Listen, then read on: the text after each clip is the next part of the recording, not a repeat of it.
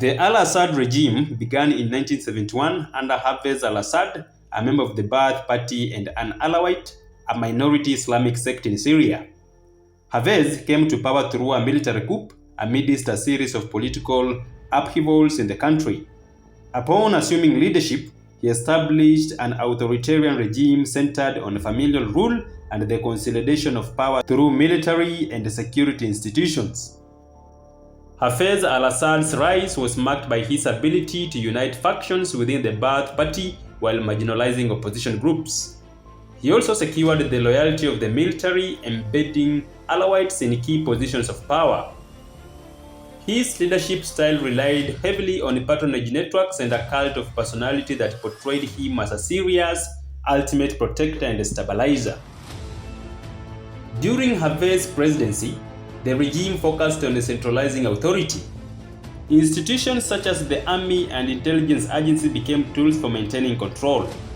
The Assad government systematically suppressed dissent, including the infamous 1982 Hama massacre, where thousands were killed in a crackdown on the Muslim Brotherhood's uprising.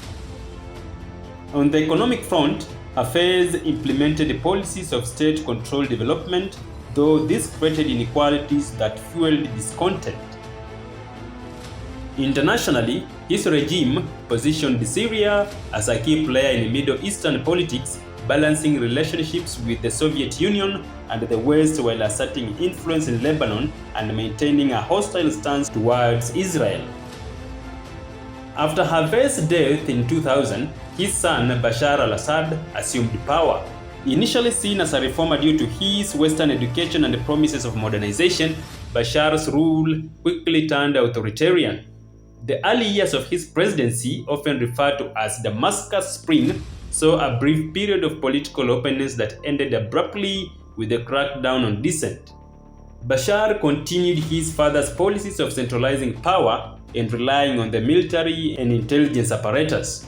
However, he faced growing challenges including economic stagnation, corruption, and sectarian tensions exacerbated by the Alawite-dominated government.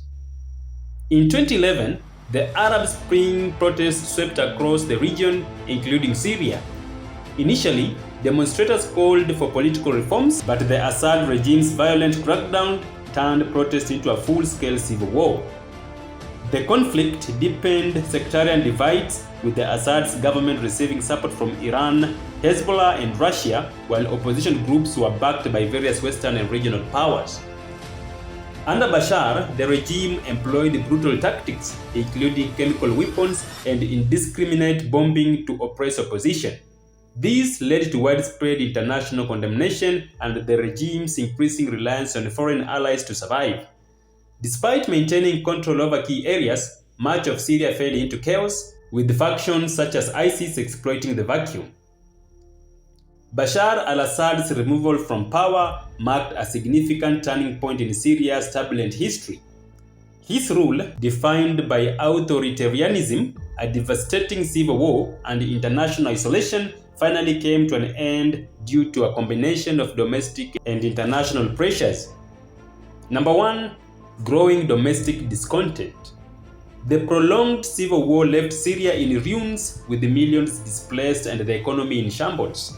Assad's inability to rebuild the country or address grievances led to widespread unrest, even in areas he controlled. 2. International isolation. Assad faced increasing isolation from the global community due to his brutal tactics, including the use of chemical weapons. Sanctions and diplomatic efforts by Western and regional powers weakened his grip on power. 3. Internal fragmentation. Infighting among his allies and cracks within the military and intelligence apparatus further destabilized his regime. Opposition forces, though fragmented, gradually gained ground with support from various factions. 4. Final blow.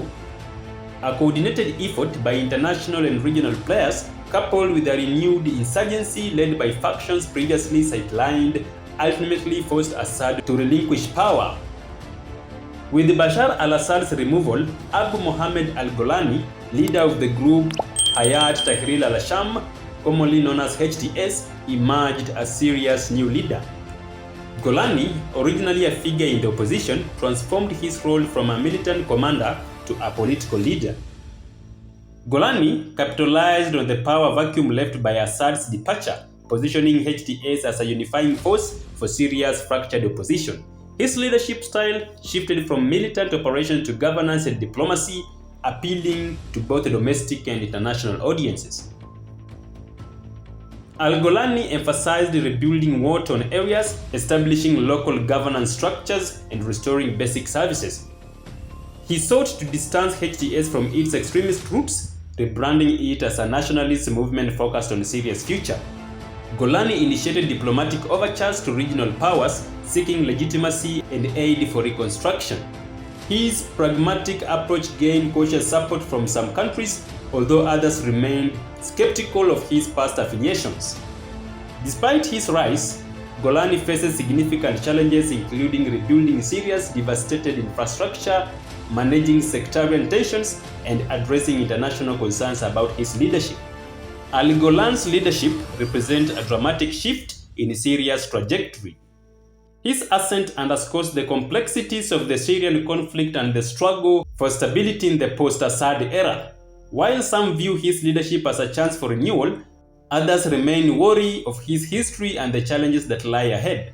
Syria, under Al-Golani, faces the daunting task of healing its wounds, fostering unity, and re-establishing its place in the global stage. Whether his leadership can achieve these goals remains uncertain, but it marks the beginning of a new chapter in Syria's history. As of now, the Assad regime retains power in significant portions of Syria, largely due to Russian military intervention and Iranian support. However, it presides over a fragmented and war-torn country. The economy is in shambles, millions of Syrians have fled as refugees, and the regime's legitimacy is contested both domestically and internationally. The Assad regime's rise and fall reflect the fragility of authoritarian rule when faced with internal and external pressures. While Hafez established a tightly controlled state, Bashar's inability to address grievances and adapt to changing dynamics ultimately plunged Syria into prolonged conflict, leaving the regime a shadow of its former self. Subscribe on Thick TV for more interesting articles concerning global issues.